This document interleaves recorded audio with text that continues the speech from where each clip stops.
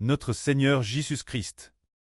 Après ce qu'il eut champ d'apparence, il retourna vers ses disciples, et après ce, il prophétisa de nouveau, prophétisant qu'il allait être mis mort, et ressuscité le troisième jour. Lisons cela.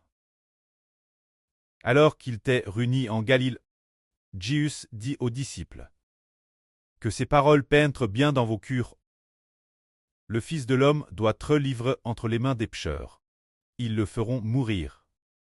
Mais après avoir été mis mort, il ressuscitera le troisième jour. Quand le Seigneur disait ces paroles, au début les disciples ne comprenaient pas le sens de cette parole, car la signification se momentait, leur était cache pour qu'ils ne la saisissent pas. Mais ce momentel, les disciples n'osaient pas l'interroger. C'est la deuxième fois que le Seigneur Jésus prophétisait sa propre mort. Le Seigneur Jésus est venu au monde, précisément pour sauver les pécheurs, afin d'affermir tous ceux qui sont sauvés, pour qu'ils deviennent les membres du corps du Christ, pour que leur foi au Seigneur soit ferme, une ferme telle qu'ils sont prêtés à offrir leur vie au Seigneur, car le Seigneur a donné sa vie pour ceux qui l'arrachaient pour la vie éternelle. Il leur a donné sa vie, offerte Dieu, afin que Dieu accorde la vie éternelle ceux qui sont rachetés. C'est pourquoi le Seigneur Jésus veut affermir ces personnes rachetées dans leur foi au Seigneur, tout comme ils sont prêtés à abandonner leur vie au Seigneur, mais le Seigneur Jésus affermit et veut aussi qu'un groupe de disciples règne l'avenir, pour devenir ensemble une nation de rois et de prêtres. Mais contre toute attente, ce peuple doit pourtant cesse après le sacrifice de la vie d'un seul homme, qu'ils obtiennent la rédemption et reçoivent la vie éternelle. Cependant, Elpoc ces paroles te cachent. Tout comme le frère Ashbert est aussi en train d'établir un royaume établi par Dieu et le Seigneur Christ. Mais pour établir ce royaume, le prêtre et le Seigneur l'ablissent avec le frère Ashbert. Alors il faut que le frère Ashbert sacrifie sa vie, pour que les enfants du royaume soient rachetés des mains de Satan. Sacrifier sa vie et l'offrir Dieu, pour que Dieu puisse prendre les hommes, les arracher des mains de Satan et les donner au frère Ashbert.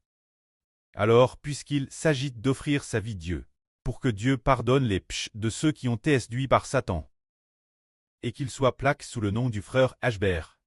Quant au frère Ashbert, il désire tout comme le Seigneur que les rachète, et une foi ferme en le frère Ashbert, tout comme la foi au Seigneur est ferme. C'est ce moment-là que le Seigneur Christ arriva à Capernaum. Quelqu'un vint dire Pierre, « Votre maître ne payait-il pas l'impôt du temple ?» Pierre répondit, « Si, mais nous savons que le Fils de Dieu, comment pourrait-il payer l'impôt du temple de Dieu ?» Mais le Seigneur dit, « Pour éviter d'entrer en conflit avec eux, il faut leur payer l'impôt. » Alors le Seigneur dit Pierre, « Va à la mer et jette Améon. Va pêcher au bord de la mer, prends le premier poisson qui montera. Ouvre-lui la bouche, tu y trouveras une pisse de cuivre. Prends cela et donnez-la leur, pour ma taxe et la tienne. » Ainsi Pierre alla pêcher, et effectivement il attrapa le premier poisson. Il lui ouvrit la bouche, et trouva une pisse d'argent, pour payer l'impôt du temple. Voyons maintenant pourquoi le Seigneur ce qu'il dit s'accomplit. Le Seigneur a dit que le premier poisson pêche, lui ouvrirait la bouche, obtenir une pisse d'argent. Alors notre Seigneur Jésus-Christ dit ceci. C'est ainsi que cela s'accomplit. Rien qu'un pêchant et en attrapant le premier poisson.